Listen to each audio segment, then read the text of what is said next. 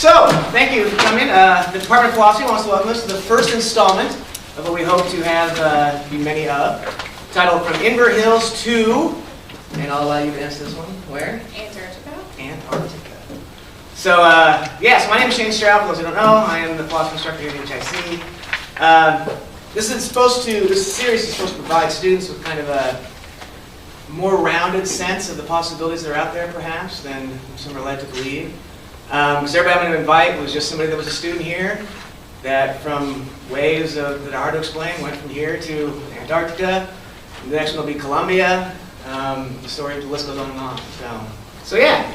So on that note, to this end, I want to welcome our first alum for the From Inver Hills to Antarctica, Miss Paige Sullivan. If I could get around. I've been asked to present you with an alumni pin. Here you go. Most excellent. Okay, so Paige, what year did you graduate? 2013. And anything in particular? I pretty much got a degree in basket weaving while I was here. Just my generals. Just your generals. Any favorite classes? The environmental class that I took with you. I forgot what it was called. Philosophy. See, smart girl, smart girl, smart girl. Okay, let's get into it. How do you go from Minnesota, one of the coldest places in the continental United States, to Antarctica? Actually colder.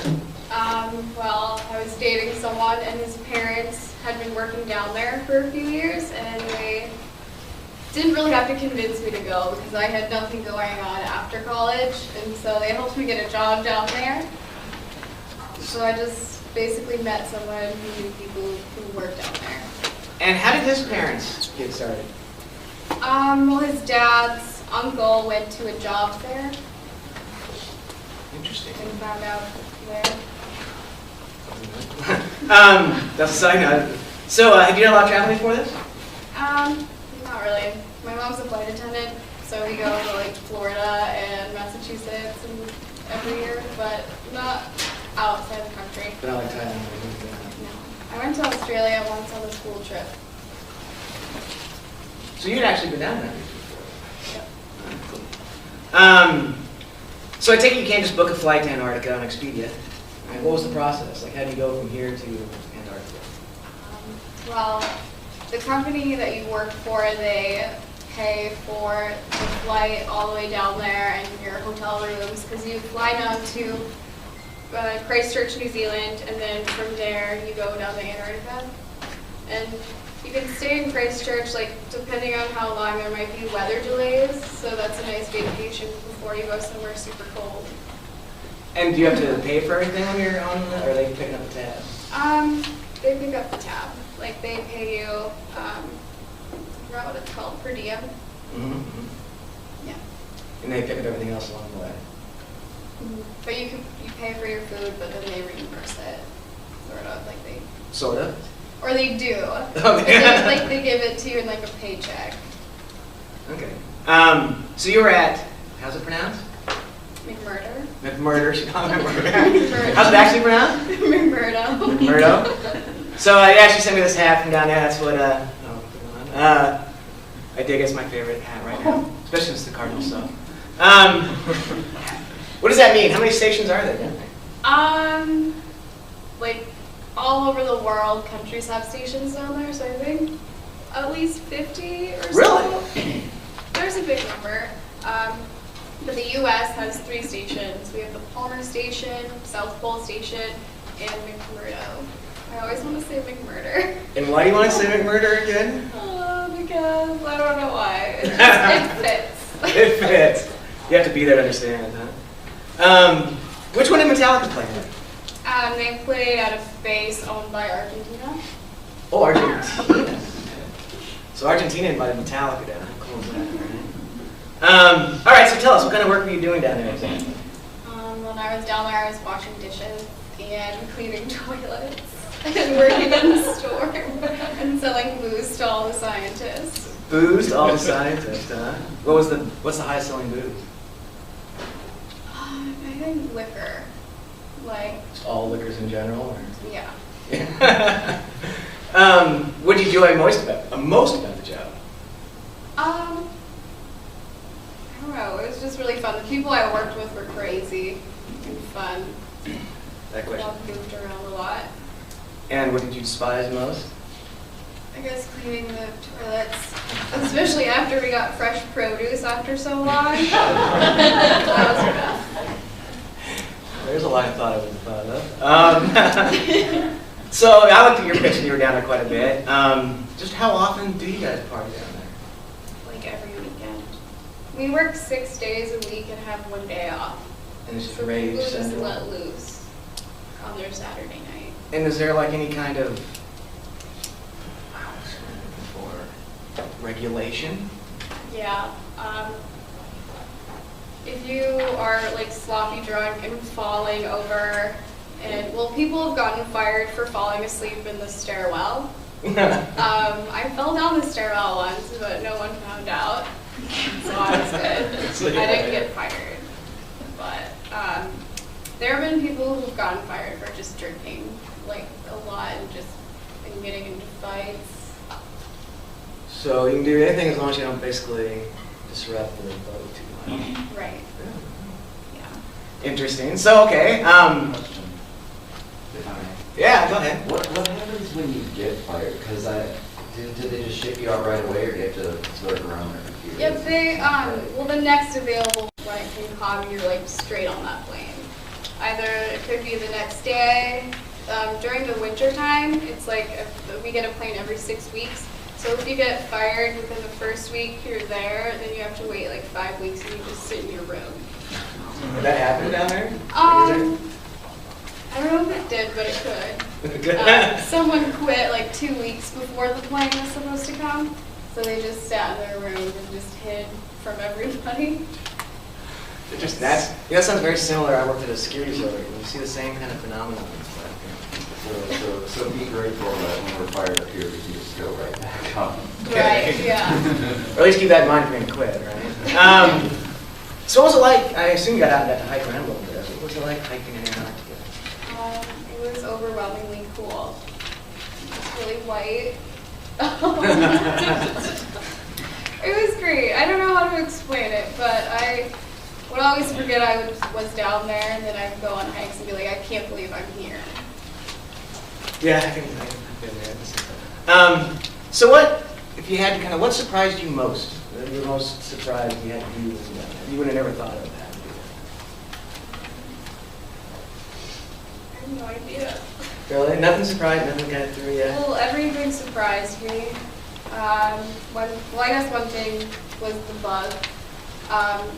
When we got our fresh produce in, there were bugs, like fruit flies and stuff, and we would have to call them into environmental because that was like considered an invasive species. So they would get, like, we would have to collect it in a bag or something and call them, and they would collect it and find out what it was and just do a little science on it and then kill it. Some people found like inchworms and they kept them themselves as a pet.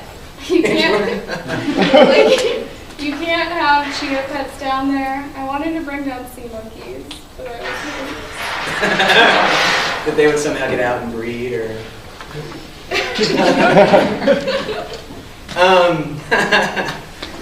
Would you do it again? Oh yeah, Yeah, in a heartbeat. Sweet. except a different job. Different job. So what was the first thing you wanted after you left Antarctica? Like first food? It was Indian food. Indian food? Why Indian food? I just really like it. It tastes really good. And where'd you have that at? In New Zealand. So nothing back in the States was drawn yet. So now you were down there twice, right? Yeah. So the first time for how long? For 3 months. A little vacation. How about the second time? For a year. So a year in Antarctica. That had to have gotten kind of long. Is there times where it's pure darkness down there? Yep. It's dark 24/7 for about 4 months. 4 months? Yeah. Whew. And what'd you do when it was dark 24/7? Like, I would walk outside and stare at the stars. Look for the southern lights and hang out inside and drink wine and watch Game of Thrones. So not that different from people around here. Right. Except there's a lot less light pollution, so you can see the Milky Way. So it's really cool. Yeah, I suppose. So what's it like being around such a different group of people, being a scientist on the one hand, and then everybody down there? Townies. Is that what they call them? Yeah, we call them the townies. There is a difference, like you can see, like at lunch tables, everyone's divided. Like there's like the pit that we call the Republicans because all the firefighters sit down there. Republicans are all firefighters? Or firefighters are Republicans? No, not really. It's No, just, it's all- it's just a joke to the townies and everybody else who works there. But yeah, you can tell which people are the scientists because they sit with themselves, but they also mingle. I made a lot of friends with scientists and I drank with them. Yeah? And I'm like, I'm here to support your science. Have a beer. Now, was it just American scientists that were at your station? No, there were a couple people from China, but Really? they were they lived in Colorado. Interesting. Did you hang out with them much? They're doing some sort of laser science project where they shoot lasers up in the sky and they collect data. Just randomly? They have to do it on a clear day, so their scientific data days are pretty limited because there's pretty bad weather down there. Yeah. Well, we're getting she's got some slides she wants to show us. So I think we'll cut the interview there. So thanks for answering questions and being all nervous for it and stuff. So the pictures will be up here. I'm going to let her just go ahead and take over and explain everything. Oh, I guess perfect. So after that, we'll do some pictures, and after that, we'll take questions. So that's a picture of me. I'm pretending to be like Tom Crane, who is an Antarctic explorer. He's been on about 3 expeditions himself. So why him? How do you get so, if you will, popular? I read a little bit about him last night. Well, first of all, why does everybody do that? Because it wasn't just you, right? It was. Right. Well, in June we have a midwinter dinner party where everyone gets dressed up really fancy and we eat fancy food. But they decorate the whole galley, which is like our cafeteria, and they took pictures of everybody dressed up like Tom Crane, and they put pictures of everyone up around the galley, and That's just because he has the slickest look, basically. yeah, I it does. looked him up too a little bit. Yeah, he's just basically an adventurer, right? So this is Antarctica. On the left side is Palmer Station, in the middle is South Pole Station, and on the right side is McMurdo. That's where I was. So right at the bottom of the cliff? Yeah. Or we were actually kind of on an island that was like in the sea ice shelf. So we weren't actually on the You weren't actually on the continent. right, just Oh, on that's an interesting. island. So from Christchurch, New Zealand to Antarctica or to McMurdo, we fly on military planes. So on top is an LC-130, and on the bottom is a C-17, and they're both really loud. What kind of seating is it? They're seating like, It's like a regular plane, or? I think on the C-17 there are regular seats on there, but then on the sides there's like those folding seats. What do they call those jumper seats? Or something? Yeah, jumper seats. This is me doing my job. I'm on that side. On the left side, I'm about to do my very first urinal. It's really disgusting. I had to cover up because I was gagging and stuff. It smelled so bad. And then right here is the urinal filter, and we're encouraged to decorate them. You're encouraged to decorate them. Yeah, so I wrote, I don't think you're ready for this jelly. song by Destiny's Child. And it's really funny because on December 14th, that was the day I broke my foot dancing because I was performing. There's a ton of stuff to do down there. Like people create clubs. There's a dance crew called Special Project Other that I joined, and yeah. So December 14th, I broke my foot, and also on December 14th, 1911, Amundsen and his crew, which is just explorers, were the first people to get to the South Pole. So I thought that date was pretty funny. But you were down with a broken foot? Yeah. Now there is, I guess it's interesting, is there like a hospital or something? Yep. It's called medical. We have, like, in the wintertime, there was just 2 medical people working. In the summer, there's some, the military comes down and they put their people in there as well. And what's this picture on the left here?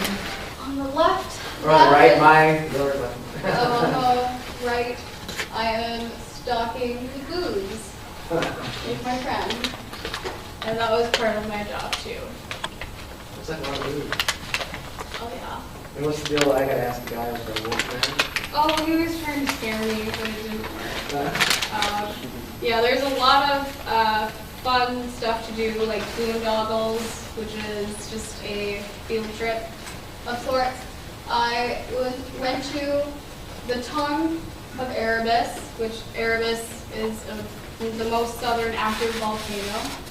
Oh, really? Yeah, and we went to the tongue of it, and we got to take pictures because we saw like the mountains from far away and the ice and the water. Go on snowmobiles, so that was pretty rad.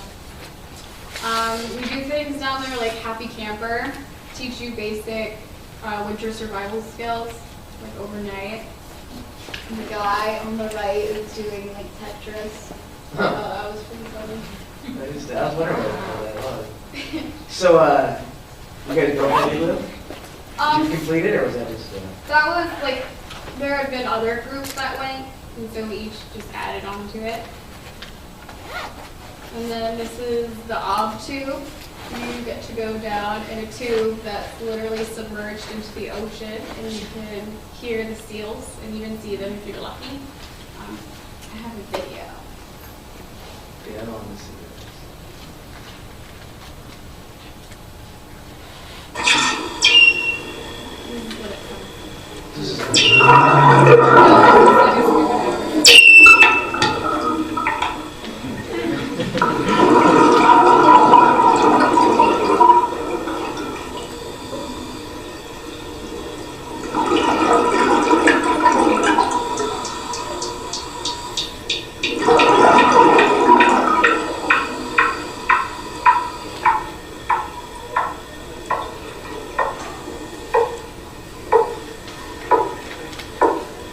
that's the ice, right? Yep.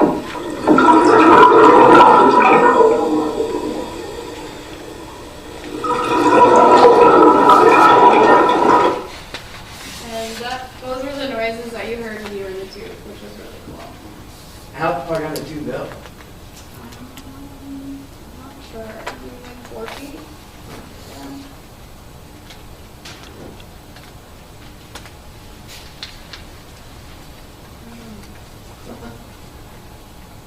And then I was on top of Observation Hill, which is in the picture that I'll show you. But those green buildings are is Scott Base, which is the New Zealand base. It's like a little over a mile away. If you can see this faint line right here, on this side of the line, that's glacier ice, and on this side of that line is sea ice, and the sea ice melts during like the late summer season, and you can see whales. Oh, really? Just right out there in the bay? Yeah, that's where they're most active, is over by Scott Base, and they have all the better views. So New Zealanders have all the good views. Yeah, they have all the good stuff. This is a picture that I took when I went to the pressure ridges. And the pressure ridges are formed from like the water underneath the ice causing stress, and then the ice like just goes up at an angle. And this picture I thought was funny because it looks like a tiger with wings. And then here's another one. In this picture at the pressure ridges, the water like seeped up through the cracks and just froze. And then here's another cool picture. That's at your guys' station or the New Zealand station? That's New Zealand. All their buildings are kiwi green. Here's a picture of some of the wildlife. There's a picture of me in my boot when I broke my foot, and that picture was actually taken at 2 a.m. in the morning. I had just gotten out of the bar. My friend took me on a ride to go see a penguin. Took you on a ride to go see a penguin? Yeah. I didn't have my jacket because I got locked in the bar. And then on the bottom left is a Weddell seal. Those things are really fat and have tiny heads and they're really cute. And then on the bottom right, they're emperor penguins, and a few of them are molting. And the one in the picture with me is also molting, and it looks like it was dying, but it's not. And then in the top right corner is an evil bird called skua, and they will chase you if you have food. I almost got attacked once. I walked outside with a banana because I was like, oh my god, I have fresh fruit. I can walk outside because it's so nice out. And I walked outside and then this skua bird was flying right towards me and I turned around and I screamed. I ran inside. Nice. And then here is a picture of McMurdo in the wintertime at night. And right here is Observation Hill.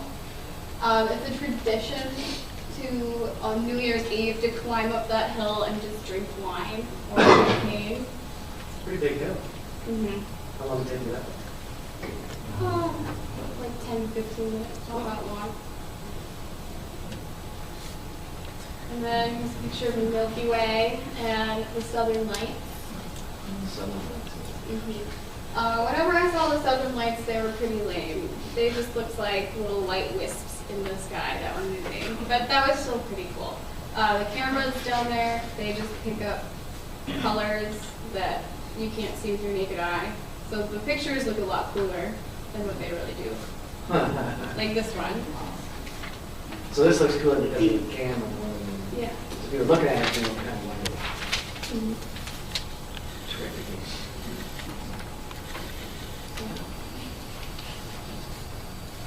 And then here's a video of the lights.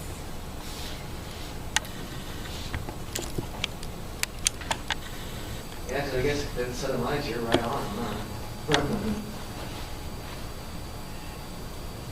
Is that a nightly occurrence? Not nightly, just maybe once a week or something.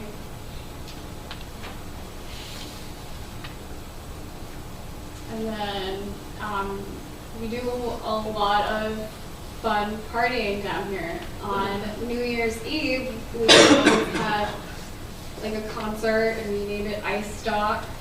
And this is us partying.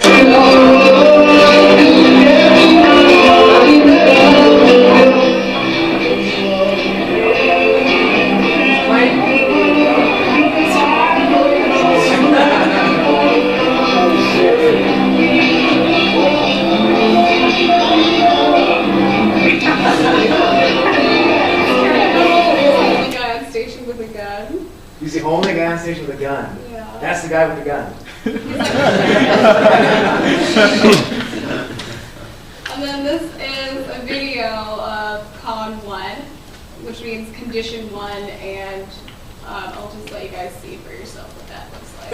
All right, it is winter 2015. It has been such an easy, chill winter weather-wise, but this happened today, and it is, what is it, July 9th? Outside. Can you see medical? Nope.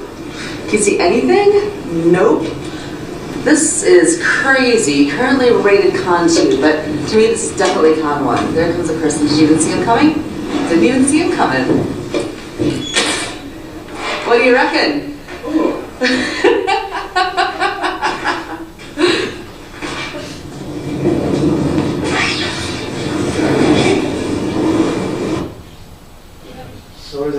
con one as far as? That you can't see in front of you. Are you allowed out and stuff? You're not allowed outside. On some conditions, like they put up ropes from each building so you can travel by a rope so you don't like swerve off and get lost. Like I went out during a con one, but it was like, it wasn't, I think they labeled it as con 2 just so people could travel. But I'd say it was a con 1 when I went outside that day. So there's no travel during con 1? Right.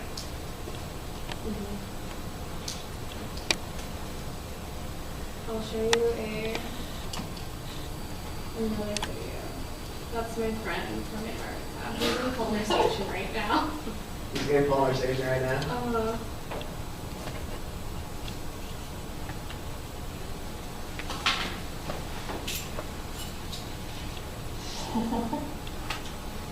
Let's wait for him to get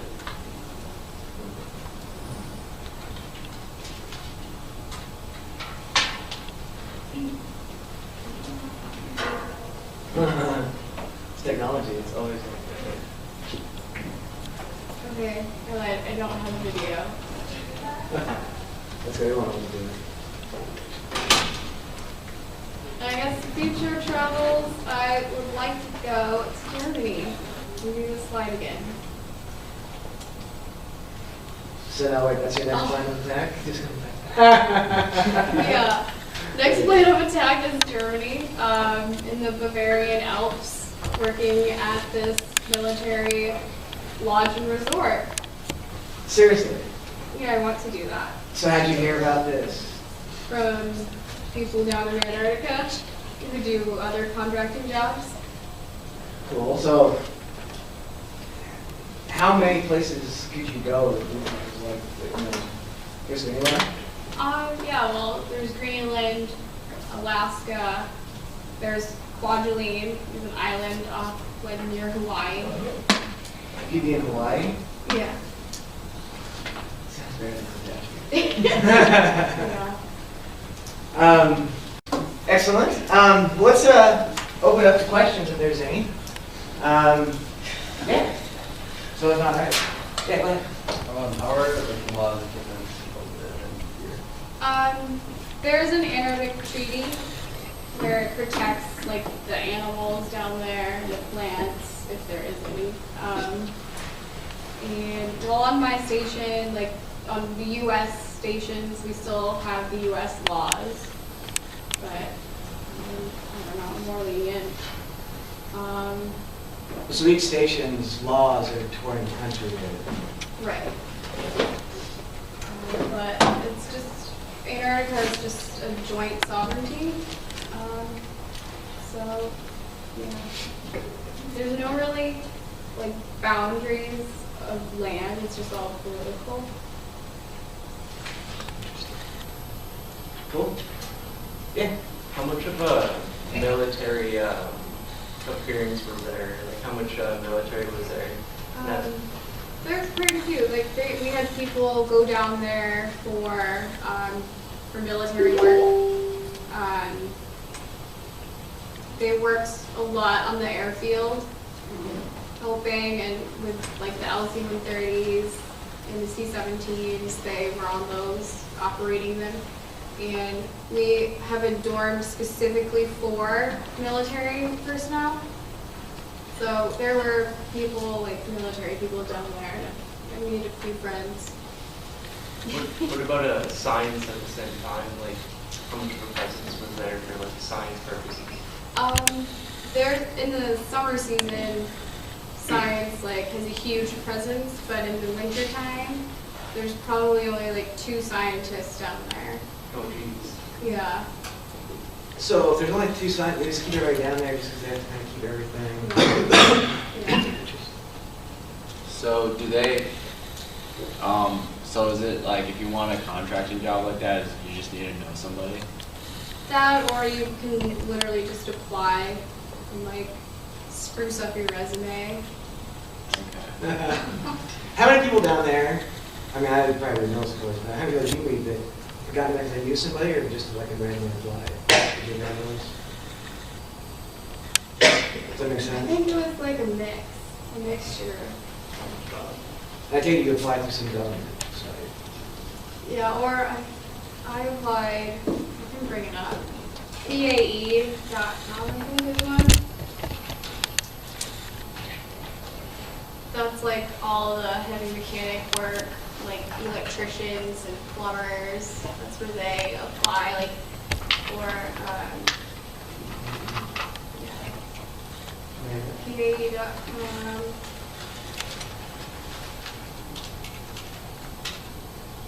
There's Best Recycling. They collect all of our garbage and get it off the continent. Really? Yep. What do you do with the garbage? Or we make profit off of it, or whatever it is. Like grease, we sell that back.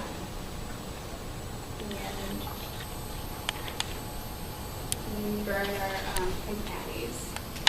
You burn your food patties? Yeah, because they have New Zealand seeds in them, so we can't use it when we go bring it back to the States. What do you use our food patties for, Paige?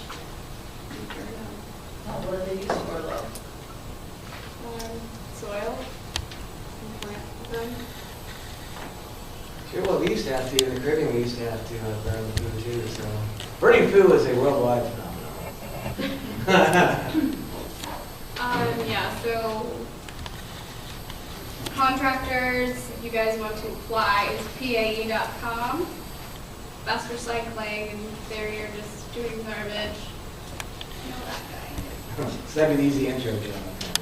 Yeah, and then there's GonaYou.com. That's basically like lodging. So your janitor, your cook, post office, your door position, you there. Well, I can save all these too, I can send them to that. Other question? Yeah. So if two people like at like one station was like have a kid there, like how was that? Oh, like they find out you're pregnant, you're out of there. Really? Yeah. Why's that? Just harsh conditions down there, and they don't have the technology, and they just don't want to deal with it. Like, 2 winters ago, someone did get pregnant down there, but since there were no flights down there, she was out of there the first available flight, which was in August. And I think she found out she was pregnant like maybe a few months before then, like 4 or 5 months. So she was stuck down there pregnant because they couldn't get any planes down there. Well, there you go. So if you're thinking about going, don't. Other question? Yeah. How many people were in your station at any given time? In the summertime, there's around 1,000 people, but in the wintertime, it drops down to 140, around that number. So you were there with 140 other people. Yeah, I saw it every day.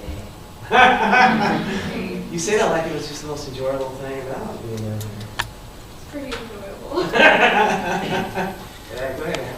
What's like Oh, go ahead. what's like the warmest and like the coldest temperatures that you experienced? I think the coldest, maybe like -70. Well, that's like with wind chill. Oh, well, yeah. The warmest got close to 40. And I will say, because I was down there the first time you were down there, because when we were in a deep freeze heater, there was multiple days that they were posting temperatures that were 40 degrees warmer than it was here. So I just want to go on the record, that sucked. But go ahead, Ann. Paige, I have 2 questions. So the first one is, did you ever feel a sense of isolation, especially like in the winter when you said there was only 140 people? And then second, what was the most valuable thing you learned in your travels? I did feel isolated. I couldn't just hop in a car and drive out of town. Yeah. I didn't even, yeah. How did you deal with that? Just, I don't know, drink. Drink in my room. And I learned to just appreciate the smaller things and just the friends that I made down there.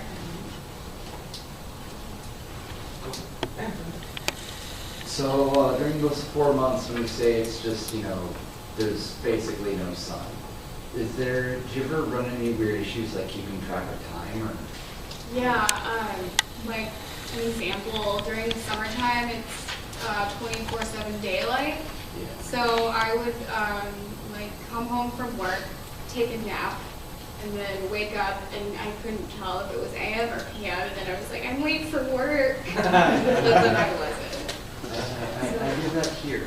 I'll wake up, it'll be 7 and we'll be like, oh shit, that was cool. And like walking out of the bar at midnight when it's still daylight, I'm like, it feels like lunchtime. So I go to the galley and I get pizza.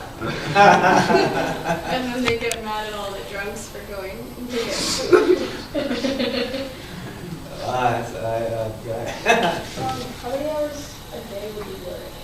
It's 9 hours a day, 6 days a week, so at least 54 hours a week you're working. And like, food is free, your lodging is free, so you're basically making bank, like just sitting on money. Did you get like Wi-Fi connection and stuff when you talk family back home through one of those? We just shared one modem. It was really slow. You couldn't even load up a YouTube video, and they frowned upon Skyping. Frowned upon Skype. Well, like in the winter time, you could get Wi-Fi in your room. Like winter time, there's a lot more perks because there's a lot less people. So they allowed you to have Wi-Fi in your room. Would you get like letters and stuff ever? Yeah, I got letters. I sent out postcards, but mail came like every 6 weeks. Yeah, they sent me the hat and envelope. I love that penguin. Thank you. I should have brought that too. That's really good. So you did. I had a question. I actually had that question. Between going down there, all the travel and all the things, did you actually make money from the project? Mm-hmm. Yeah? So money making endeavor. You did all that fun and yeah, go ahead. Did you get in touch with any like transcendental sites? Like, did you like have an epiphany while you're down there to see something really cool where you're like, whoa, this changed my view on the world? Or stuff like that. Did you find your I don't know, I guess the whole experience just enlightened my world. Like being able to see the mountains, living so close to an active volcano, the people down there. I don't know, I feel like just the whole experience itself is just amazing. Yeah, I think I could sum up my experience in the same thing. It's one of those you just kind of have to, there's no way to explain those things when they happen, right? That's why they're transcendental. Well, check my disagree. Other questions?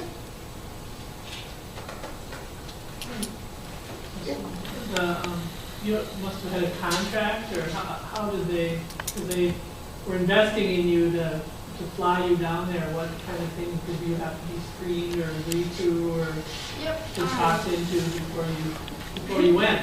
Yeah, you have to do a bunch of medical stuff, like get checked, get an EKG, get a PAP. That was really weird. And get drug tested. And So you have to write that down. Like what about military, like background? yeah, there's a background Yeah, check. Maybe I can bring it up in my email. Everybody can see everything. Yeah. Look at those people in there. Periscope time. Nobody's found. Periscope, you should ask me about Periscope. I don't know what it is. Well, she's looking. Any other? Are there any type of tests that you take to whichever? This past winter, there was a psych test. And I psyched myself out. But I did pass. So you passed the psych test, you're officially. If somebody says you're insane, you say, no, I passed the test. Yeah, I think I might have saved it too. I'm not sure. Your psych test? Yeah. Remember when I said everybody can see it? Yep, this is, I am unrestricted, it says. Not psychological. I did, one of my friends got not psychologically qualified, and I think it's because he admitted to them that he was drunk driving, and he got pulled over for it. So you lie about that stuff if you really want to winter. You lie about that stuff. Yep. So that's the edification part of it.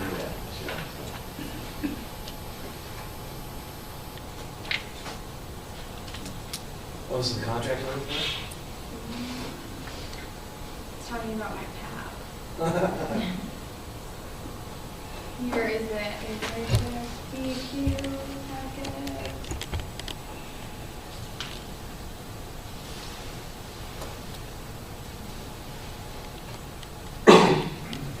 Yeah, you have to get your blood tested. Make sure you don't have high blood pressure. Did I see something on there about fake X-rays? X-rays? I saw something as you were scrolling out, like fake X-rays will not. Fake Fake X-rays. X-rays. Will not accept fake X-rays. Right here. Fake. Fake X-rays will not be accepted. Yeah, well, there you go. That's just facts. Oh, you tricked me into wanting to do fake. I was there. Oh yeah, you have to go to the dentist as well, get your teeth checked. That'd be a really good idea to be fixing X-rays. Yeah, you have to get your wisdom teeth taken out before you go. Really? Yeah. You know the reason behind that, or? I'm not sure why. I don't know, in case something happens down there and they don't, because they don't have a dentist down there. They would fly one down once a year for like doing winter PQ stuff. So you had to have did you have yours pulled before you went? I mean, had you Yeah. had it done before? I did. You already had, so. Mine was good. Are there any studies on people down there of just living there their entire lives or for extended periods of time?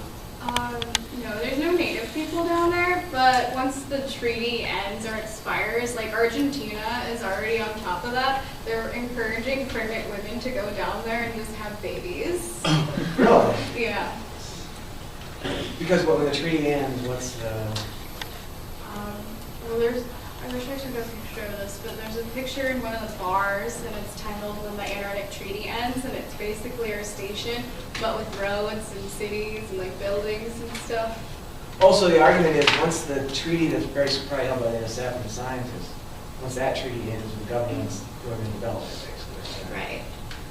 Take over. And when is that? Let's Google it. That's a big thing to do. Because that'd be interesting investment opportunity. Not that you can get any place colder. Antarctica treaty. 2048. 2048 expires? Oh, okay, so it's got a lot. Interesting. Yeah. How was your transition back to being home? Yeah. It was weird. I felt weird and depressed. I didn't like it. Getting back? Yeah. Is that supposed to be the exact opposite? You're getting back, you're supposed to be all... Well, I was happy to see my friends and family, but I just have this weird feeling being back home. civilization thing. Do you still have that weird feeling? Yes. Is that why you have this like weird thing that you just want to go to Turkey still? Or you want to go somewhere else basically? Yeah. Yeah, my sister was like that too. She like traveled for her first time and then just couldn't stop doing it. She almost got addicted for like 5 to 6 years. There's a lot worse things we do. Well, anyone else have a question? I lost. Yeah. Yeah, I'm interested in that weirdness that you're talking about, feeling when you come back. Could you maybe say a little bit more about what you think it might be that makes you feel so weird, or what do you find weird about our society and living in it in comparison to the adventures that you were having or the life you were sort of living in Antarctica? What's the difference, and what about that difference makes you feel uncomfortable? Well, here there's just a lot more people. That's one of it. I don't know, I was just a lot more isolated when I was down in Antarctica, and here just have the option to do anything, or just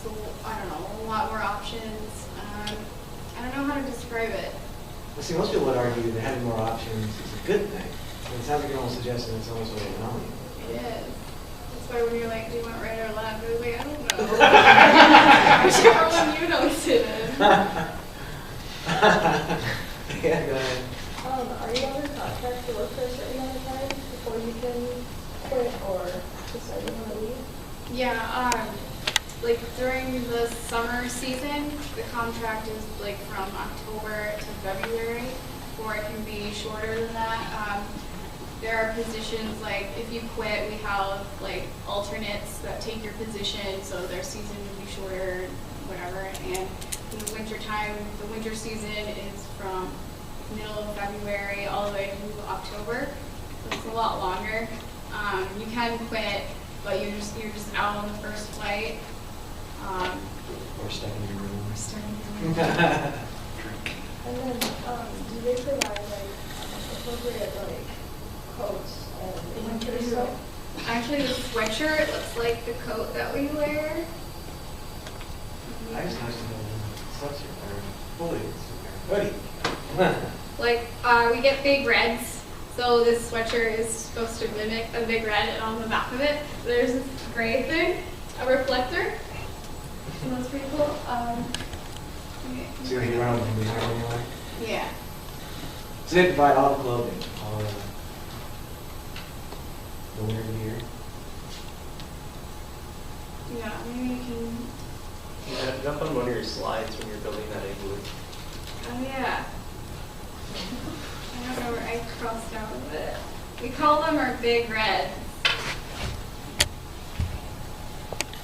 This is what they look like. You keep it to your now? No, there's this one guy who shipped it his home, and he was bragging about it to everybody. And on his last day, when he was at the airfield about to board the plane, they fired him. So he didn't get his bonus. How much was that replica be? This jacket, The bonus. or the